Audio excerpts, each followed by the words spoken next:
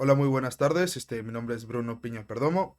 Yo le voy a explicar sobre el inciso 2 del proyecto, el cual es la implementación del Multiversal Linear Regression con las diversas variaciones de ecuación normal, mini batch, batch y stochastic.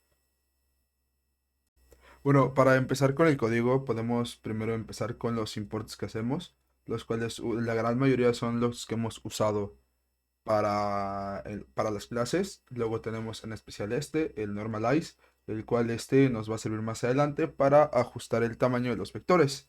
Luego tenemos el label encoder, que nos va a ayudar para poder convertir más adelante los strings en ints, por así decirlo. Luego aquí en el apartado data usamos la librería pandas para poder incluir la base de datos. Pues aquí tenemos el data shape, que nos indica la cantidad de filas que contamos y la cantidad de columnas. Luego nosotros agregamos aquí este comando que lo que nos ayuda es para evitar que tengamos datos nulos y no nos afecte. Luego podemos encontrar aquí que en esta parte ya utilizamos label encoder para poder convertir todos los strings en números enteros. Aquí podemos observar cómo nos está quedando. Podemos observar que cuando es un ser es mujer, cuando es un uno es hombre, viceversa. Y todo lo demás para todas las que son strings dentro de la base de datos. Luego aquí aplicamos el normalize. Luego aquí definimos con qué parte de la tabla vamos a trabajar. Luego llegamos aquí a la parte de la importación del train test split, que lo que hace es dividir los datos entre los de entrenamiento y los de testeo, los cuales son definidos aquí abajo. En esta parte podemos observar que tenemos tanto dos variables para entrenamiento y para testeo de X y dos variables para entrenamiento y testeo de Y. Luego aquí agregamos el linear regression, el cual es un modelo que ya hemos visto anteriormente. Lo importamos desde la librería y lo implementamos aquí mismo para poder utilizarlo con los datos previamente puestos. Luego aquí entramos ya directamente con el main square error, el cual podemos observar aquí que utilizamos tanto los datos, aquí utilizamos los datos de testeo y luego aquí utilizamos una nueva variable que es la de predict, esta la cual fue definida anteriormente en este lado. Luego llegamos a las iteraciones, que aquí la definimos que en el número de filas de filas que contamos en la base de datos. Luego ya entramos a lo importante, que en este caso vendrían siendo la hipótesis, las funciones de pérdida y el cálculo de la gradiente, para al final llegar a al batch. Aquí podemos encontrarlo. Así que donde tenemos las iteraciones y aquí tenemos cada una de las iteraciones para poder observar qué se está haciendo con cada uno de los pasos. Y al final la graficamos de este lado, que podemos observar cómo es la gráfica, que está cerca del punto de cero y los puntos máximos y mínimos. Muy similar a lo anterior, podemos encontrar aquí la mini batch, la cual es prácticamente el mismo procedimiento que se usa. El único apartado en donde cambia vendría siendo ya directamente en la ecuación que se usa para poder definir los datos, para poder definir el modelo, que podemos observar aquí que también aquí seguimos mostrando cada una de las iteraciones que se va haciendo. Y aquí podemos observar la gran diferencia que hay entre un modelo y otro, que uno está más cerca del cero que el otro, en X o en y la curva es muy diferente en cada uno. Podemos observar que aquí es una línea un poco más recta y en el mini batch podemos observar que la curva tiene una curvatura un poco más pronunciada. Podemos observar que de igual manera el Stochastic es muy similar a los dos anteriores previamente mencionados.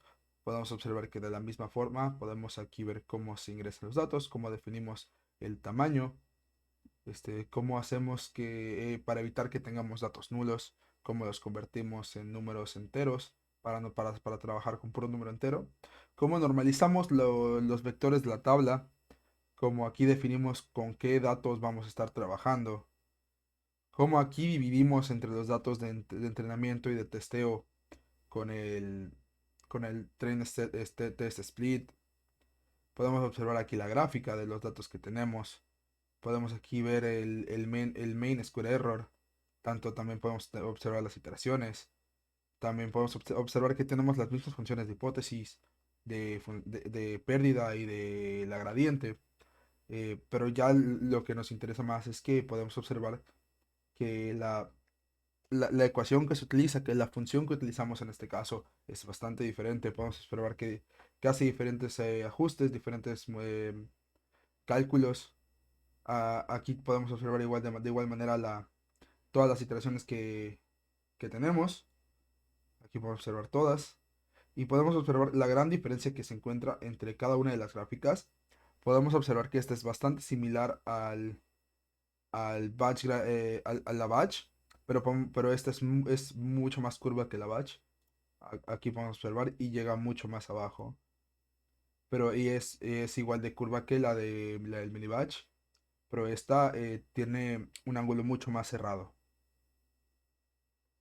Bueno, ahora vamos a ir con la ecuación normal, que en este caso tenemos muchas menos librerías. Tenemos, a diferencia, no tenemos la de normalización, tenemos nada más la del label encoder, que esta es la que utilizamos para poder convertir los datos en enteros, los strings en enteros. Podemos observar que prácticamente hasta el principio es lo mismo. Aquí imprimimos las primeras partes de los datos. Luego aquí es donde los convertimos en números enteros. Aquí a diferencia lo que hacemos es imprimir cada una de las columnas. Podemos observarlo aquí. Y nosotros lo que hacemos es definirle a cada columna una variable y la columna que es con la que queremos trabajar. Aquí el tamaño de cada una de las columnas. Y ahora lo que vamos a hacer es imprimir cada espectro de cada una de las columnas. En comparación con la Y, que en este caso es el dato que queremos descubrir. Vamos a observar cómo aquí vamos imprimiendo cada una de las columnas en comparación a la que nosotros estamos utilizando como Y. Y aquí podemos ir observándolo hasta aquí. Luego entramos ya a la parte de la ecuación. Hasta aquí donde nosotros empezamos a hacer la predicción. Luego aquí nosotros definimos unos datos aleatorios para poder hacer la predicción. Y con estos datos podemos obtener este resultado. Pues bueno, ahorita comenzaremos con la explicación del Wine Quality Linear Regression. Vamos a empezar por la importación de librerías que vamos a usar. El NumPy lo único que estamos haciendo pues nos sirve para... es un paquete de computación de fórmulas matemáticas y pues lo único que hace es que nos da arreglos especiales, ¿no? Entre otras herramientas que nos van a hacer más adelante. Tenemos ahorita el Matplot, que lo único que nos está sirviendo es para la visualización de gráficos 2D de matrices. Y ya después de eso tenemos ahorita el Pandas, que solo nos sirve para ver tablas, que de hecho acá usamos estas tablas. Y pues ya la última que es el Seaborn, lo único que estamos haciendo esto es otra parte de visualización de datos que se basa en Matplotlib. Y pues nos sirve para estadísticas y gráficos que son rápidos de usar, ¿no? Pero bueno, después ya de estas librerías tenemos ahorita los datos que vamos a poner una variable toda la información de nuestras tablas, que son datos igual a pd read cbs wines. Aquí imprimimos nuestros datos y ya nos da nuestras diferentes columnas. Mucho hincapié en las columnas porque nos van a servir para la... todos estos datos nos van a servir para poder predecir la calidad del vino. Hay unos que son más acertados que otros, como vamos a ver más abajo. Ya después de esto, simplemente tenemos acá las columnas que los meten en un índice, que los vamos a utilizar en que este índice lo vamos a utilizar más adelante y lo vamos a definir como un objeto. Ya después de esto tenemos acá el mapa de calor. El mapa de calor lo estamos utilizando en este caso para demostrar o mostrar visualmente qué variables se acercan a, al objetivo que es la calidad, ¿no? De hecho, si se fijan, calidad todas las tenemos en uno, va de diagonal. Y pues básicamente lo que está pasando aquí es que todos los tipos de variables que se acerquen a que estén lo más cercanos a uno significa que tienen mayor correlación con la variable de calidad. Y esto nos va a servir más adelante. De hecho, en la conclusión se van a percatar, pues, para qué nos sirve pues, saber todo esto, ¿no? Acá abajo estamos usando el PLT Show, que todo esto lo único que está haciendo básicamente nos imprime cómo se están comportando nuestros datos, ¿no? Y nos lo pone en este tipo de gráficas. Ya después de esto, aquí tenemos el datos.core. Lo único que estamos haciendo aquí es estamos viendo la correlación entre los datos. Esto nos sirve más que nada para teoría, para saber qué está pasando y saber qué tanta relación tienen entre sí. Aquí es una sección muy importante porque aquí estamos dividiendo en X y Y nuestras variables dependientes e independientes. En este caso estamos tomando todas las columnas para hacer nuestro modelo de predicción. En este caso X, todos los modelos, todos los datos de X son dependientes a Y. Entonces, todos esos datos son dependientes a la Y, que es nuestra calidad, y Y es independiente a X. Básicamente es nuestro dato más importante pues, para predecir como tal la calidad. Entonces, después de esto, eh, ya tenemos estas librerías que estamos importando.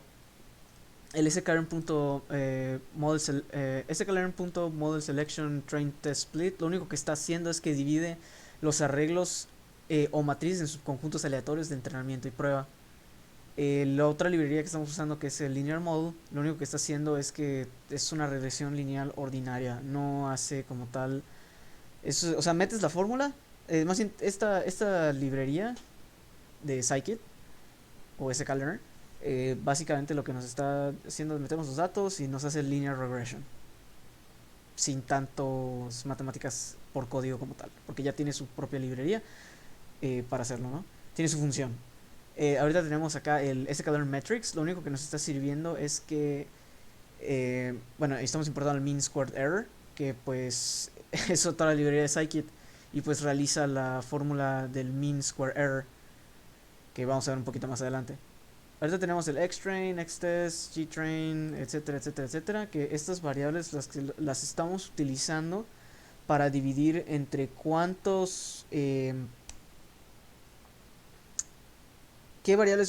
variables de entrenamiento vamos a usar y cuántas variables de prueba vamos a tener. En este caso, como son 1600, estamos utilizando un radio de 80-20. Porque sí, si no estoy mal, si son 1600. De hecho, aquí arriba, están acá, 1599, son 1600 básicamente, por 12 columnas. Entonces, estamos usando, como ya he dicho previamente, un radio de entre 80-20. Ya después de esto, pues como pueden ver, tenemos acá el test size que es el 0.2 y el random state. Ahora, aquí lo único que estamos haciendo, que es el modelo igual a linear regression, que es una función que estamos usando, tenemos el xtrain y el jtrain. Básicamente, esto lo que nos sirve es que eh, estamos utilizando el atributo fit para meter en todos nuestros datos en nuestras variables de entrenamiento. Y pues básicamente con esto estamos entrenando nuestro modelo para que prediga, ¿no? Y ya tenemos el jpredict, que es el modelo.predict.x predict xtest, que lo único que estamos haciendo acá es que la estamos utilizando la información de las pruebas y vamos a usar usando esa información de xtest, perdón. Y aquí tenemos el pellet scatter, que lo único que estamos haciendo que es la comparación entre la prueba y predicción, que es en una gráfica. Aquí pues el sklearn import metrics lo único que hace esto es que nos imprime métricas como tal. Lo vamos a utilizar para la función del mean absolute error, que como he dicho previamente, estas lo vamos a usar para que nos haga la fórmula rápidamente, que pues básicamente toma el ytest y el ypredict y checa estas dos variables que son las que nos interesan para que nos diga más o menos cuánto es el porcentaje de error, bueno, no porcentaje, el rango de error que tiene, ¿no? El Matrix Mean Square Error es más de lo mismo. El NPT Squared, básicamente lo que está haciendo es el square root, hace la fórmula y nos lo está imprimiendo, ¿no?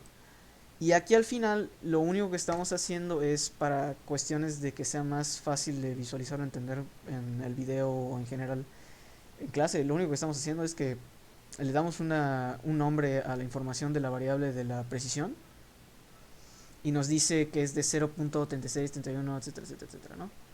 Y la distancia media cuadrática mínima que nos interesa mucho, que es el RMCE, que mientras, y aquí sí es muy importante, mientras más bajo sea el RMCE, mejor. Porque es más o menos como que nos dice qué tan impreciso es si este número está extremadamente alto, ¿no? Mientras más cercano a 1 sea, mejor. Si es, por ejemplo, 9 no sé, 20 30 ahí como que hay algo mal, ¿no? Que no es preciso. Hay algo mal acá. Hay una buena práctica que se debería de hacer cada vez que nos dan tablas que vamos a utilizar en nuestros modelos de predicciones o algún otro proyecto en general que tenga que ver con Machine Learning. Hay que verificar que no tenga valores nulos. En este caso no está aquí en el algoritmo, pero básicamente se hace una funcioncita rápido que nos checa si tiene valores nulos o no.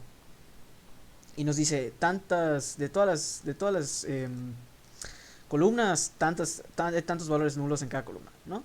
En este caso, repito, no se puso en el proyecto porque no la merita, pero es una buena práctica.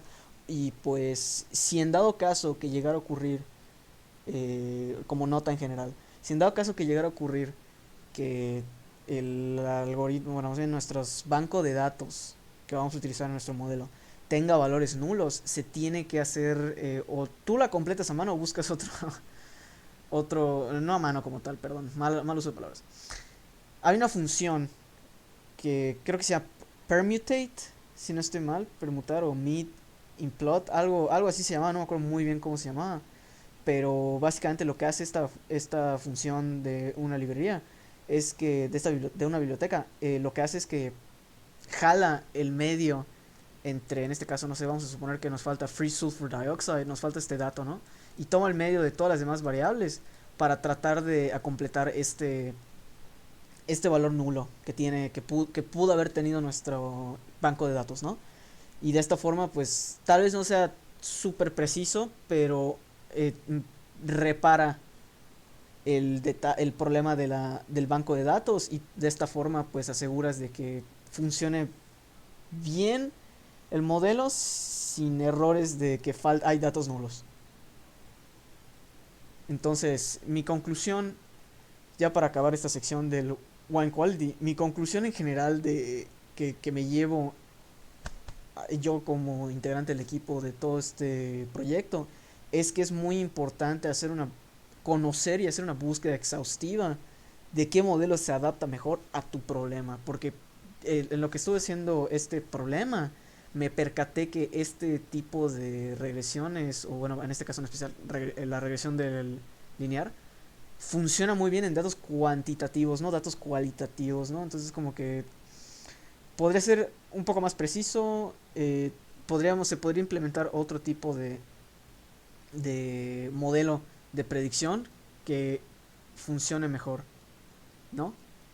Entonces, sí creo que al menos para linear regression sí es muy importante que se escoja muy bien para qué se va a usar, porque es mejor para datos cuantitativos que cualitativos. Y ahí tiende a ser un poco ambiguo.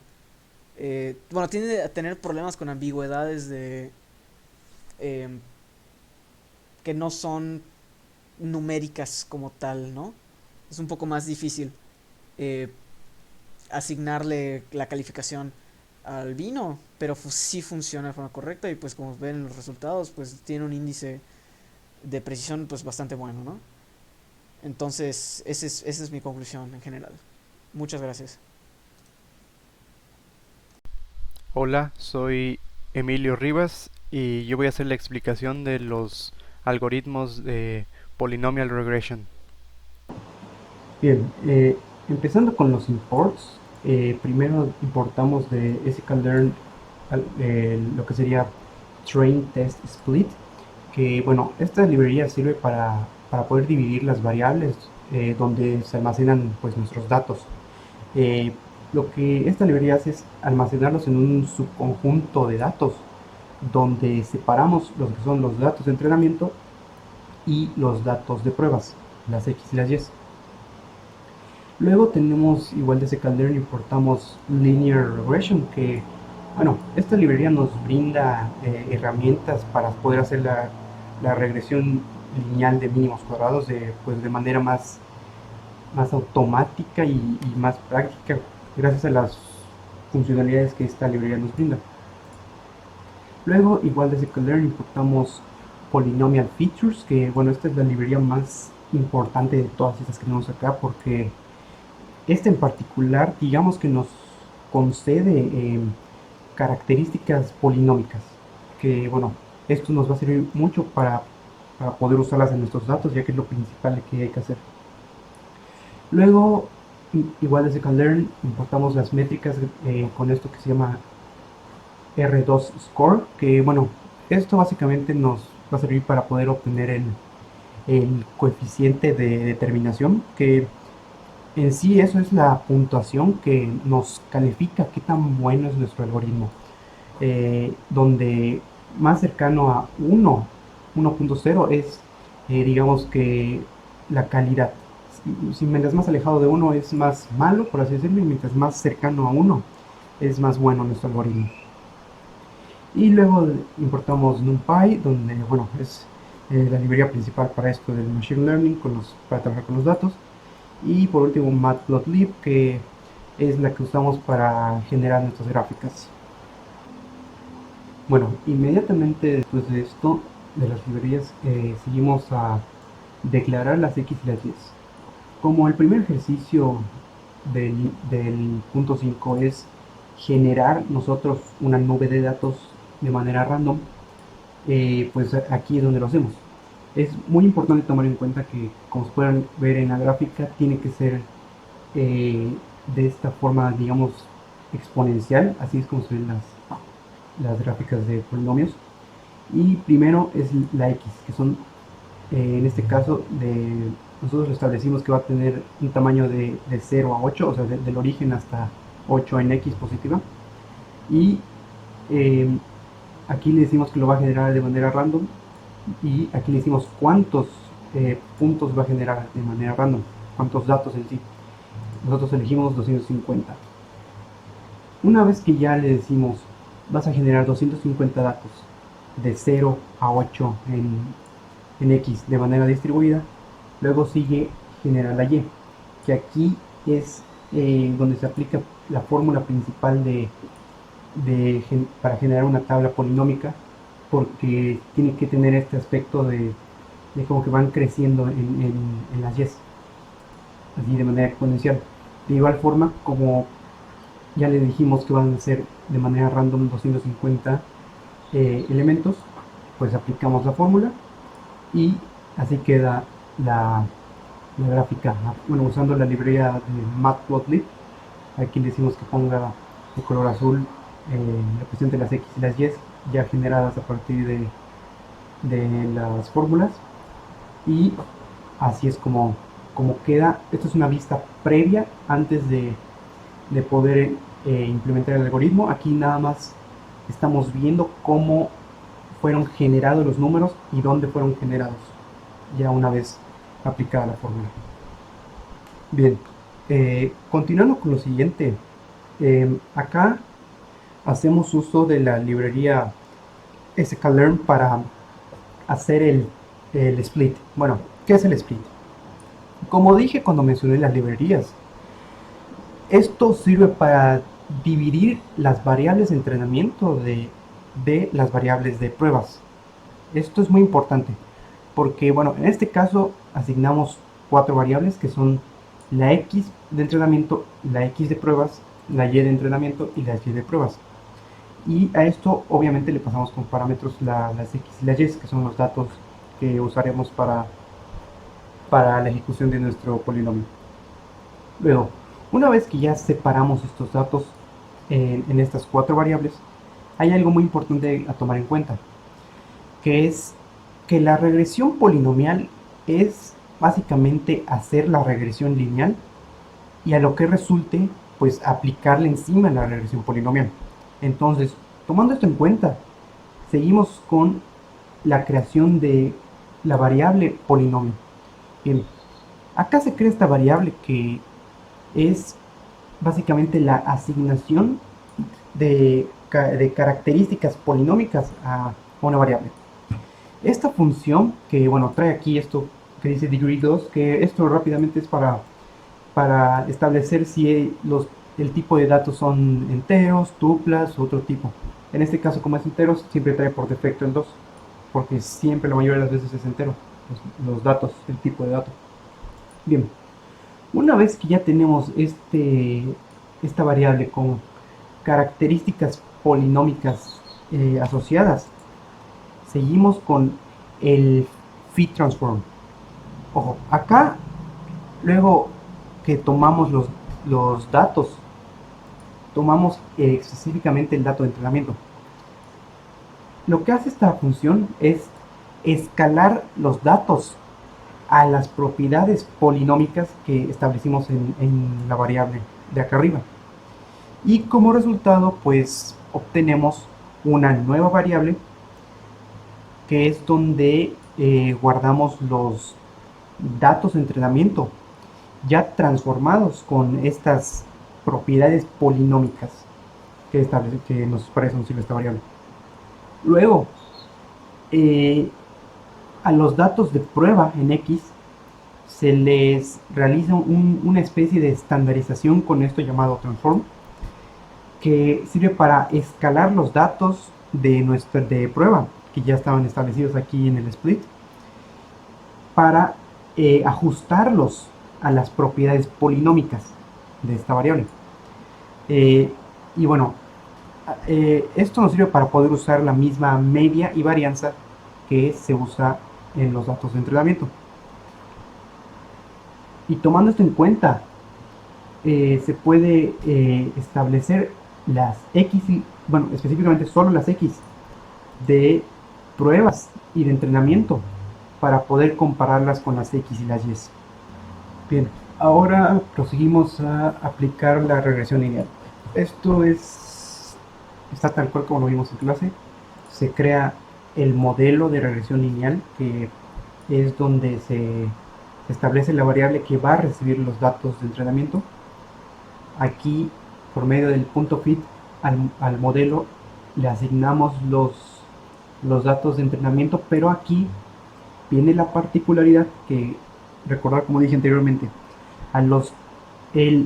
la polynomial regression es aplicar linear regression y a lo que dé, o sea, sí, al resultado de eso aplicarle la regresión polinomial.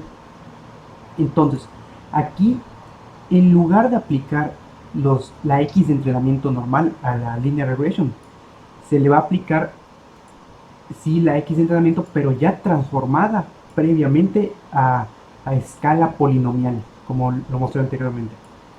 Entonces, una vez hecho esto con el modelo, bueno, hacemos el predict, que es para predecir los datos en el eje Y a partir de los datos de prueba de X, tomando en cuenta el modelo de regresión lineal.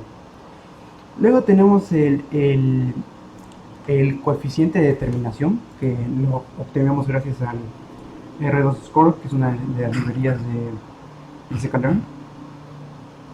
Y esto, como mencioné anteriormente, nos permite saber que 1 es digamos que el algoritmo perfecto, y 0, bueno, alejado de 1 es que está ineficiente nuestro algoritmo. Entonces, tomando en cuenta los datos de prueba y de predicción que generamos aquí arriba, obtenemos el coeficiente de determinación, que como se puede ver es muy cercano a 1, o sea que nuestro algoritmo está funcionando bien. Y después vienen datos, bueno, no tan relevantes porque estos son más que nada de la regresión lineal, y aquí pues eso como que no tiene mucho que ver, pero de todas formas decidimos mostrarlos. Este es el coeficiente normal, que es la pendiente obtenida de los parámetros de nuestro modelo, y bueno, nuestro modelo de regresión lineal, ojo. Y también tenemos la intersección, que es obtenida del cruce entre del eje Y de nuestro modelo con el eje Y en sí. Esto, bueno, define la relación lineal, la relación lineal de nuestras variables, del modelo, obviamente. Y por último, tenemos ya la generación de nuestra gráfica. Como podemos ver, bueno, aquí son asignación del tamaño de la gráfica. Aquí le asignamos que se va a tomar los datos del polinomio, y bueno, aquí asignamos los colores, ponemos aquí un label para las predicciones, y bueno, como se puede ver, la línea ya toma los datos de X. Aquí una línea roja que son los resultados de nuestra predicción. Aquí todos los puntos azules son nuestros datos generados artificialmente, y la línea roja es cómo quedó ajustada nuestra regresión polinomial a los datos. Y como se puede ver, encaja, casi no se ve la línea roja porque está encajando los datos perfectamente. Y eso sería la explicación de el ejercicio 5, el punto A de regresión polinomial. Hola, soy Emilio Rivas.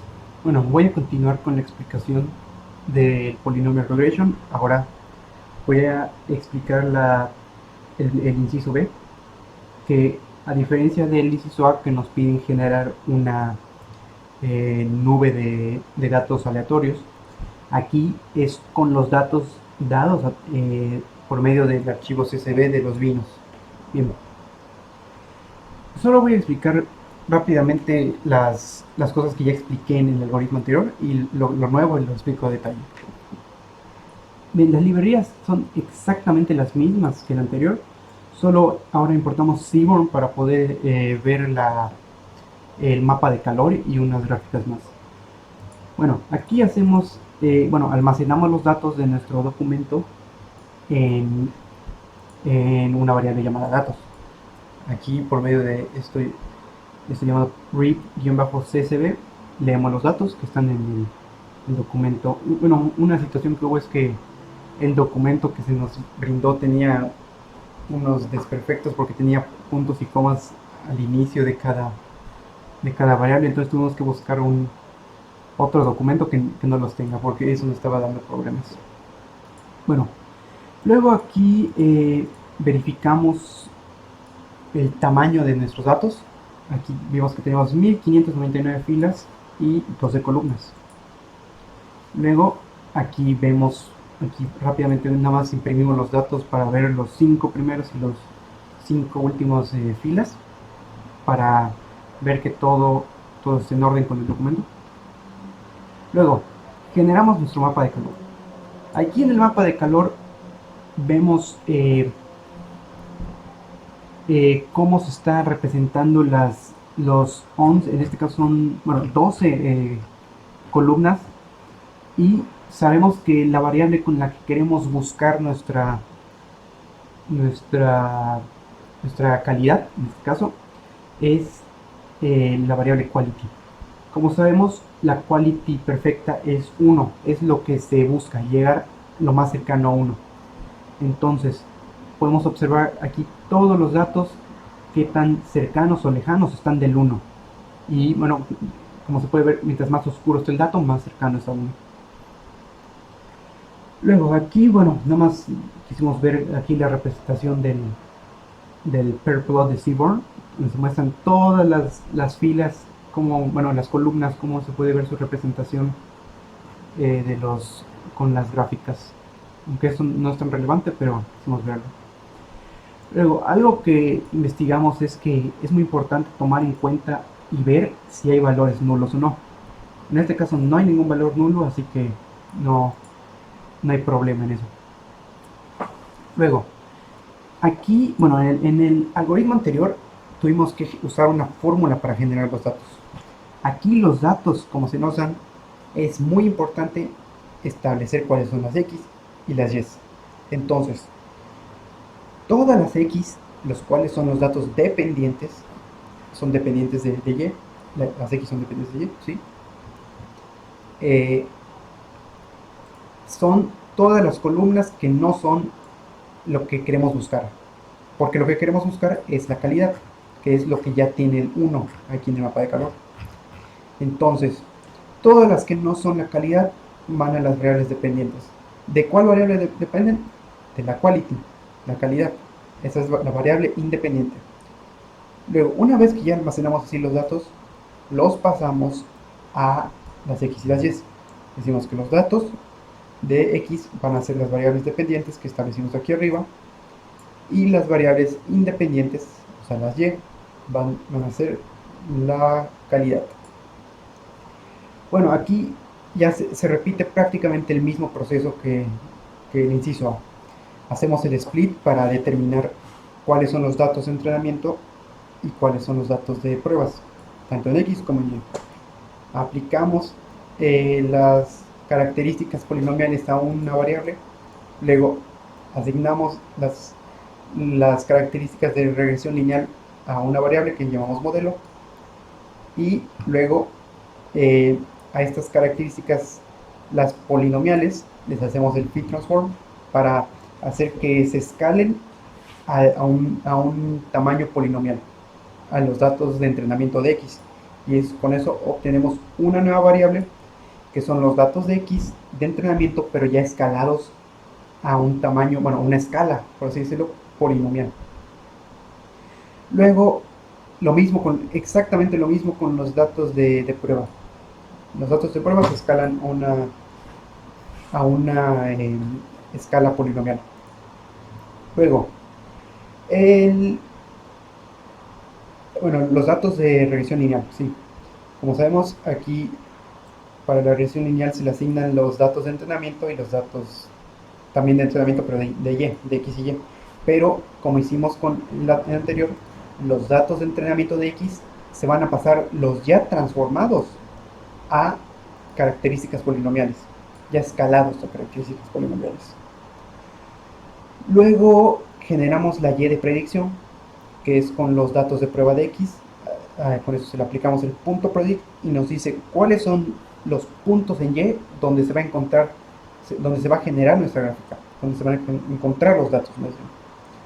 Luego, el coeficiente de determinación para calificar nuestro, bueno, ponerle, digamos, una calificación a nuestro algoritmo de qué tan eficiente, bueno, no eficiente, qué tan cercano a los datos perfectos son, nos dio .35, o sea, podría estar mejor.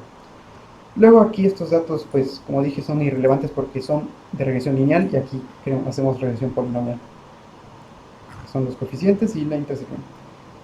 Luego la Y de predicción, que obtenemos por medio de la X de entrenamiento transformada con los datos polinomiales. Y, bueno, obviamente con la Y de entrenamiento y la Y de predicción con datos polinomiales generamos nuestra gráfica. No se ve como la anterior.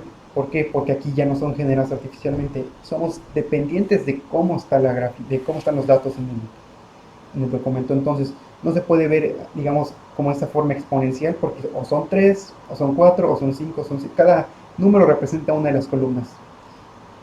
Y así es como varía. Entonces, esta sería la explicación de la regresión polinomial del inciso B, del punto 5. Y bueno, por último voy a decir mi conclusión individual. Bueno, durante el desarrollo de este proyecto me di cuenta de ciertas utilidades que pueden tener todos estos algoritmos, los cuales me doy cuenta que su uso en la vida diaria, en muchas cosas que se hacen tecnológicamente, está bastante presente y yo no me había percatado. Bueno, al darme cuenta de esta vasta gama de usos que probablemente tiene el mundo de estos algoritmos de regresión, pues y de igual forma me di cuenta eh, las diferencias entre estos. Logré pues compararlos, ver sus resultados y bueno, y analizar eh, cuál es mejor, cuál es peor, sus ventajas, sus desventajas. Y la verdad es que sí me llevé un gran aprendizaje de este parcial. Eh, y bueno, agradezco los aprendizajes recibidos.